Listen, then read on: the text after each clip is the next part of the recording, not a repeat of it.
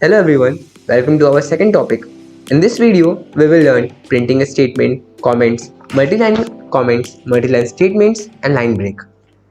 So starting with printing a statement. To print a statement in Python, we use print function.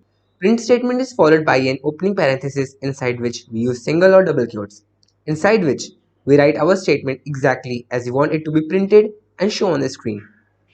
The first example that we'll work on is Hello World. So now as we can see on the screen, the hello world gets printed. Second example we'll work on is, we will try to print my name is unknown here.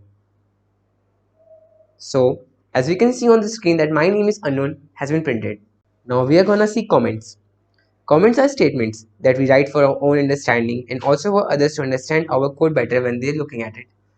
Comments can be explained like that comments are like hints that are left between codes to understand when someone else is looking at our own code or even when we are looking at our own code ourselves.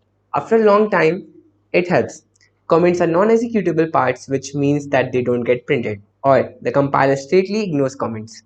To use comments, we use hash in the starting, followed by whatever statement we want for the comment to be printed. The first example we are going to see is hash comments.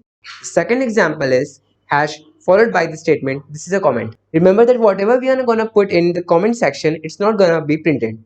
Moving to our third topic, multi-line comments. To print multi-line comments, we use triple quotes. Multi-line comment statements are put inside the triple quotes. The next part is multi-line statement. To write a multi-line statement, we start the print function with a triple quote and write our statement in it and then close it with those triple quotes. For example, as you can see on the screen, this is a multi-line statement, separated it into every individual line. The last part is line break. Line break is used to break or split the statement into more than one part. When we use line break, the statement after the line break gets printed to the next line. It is denoted by backward slash and.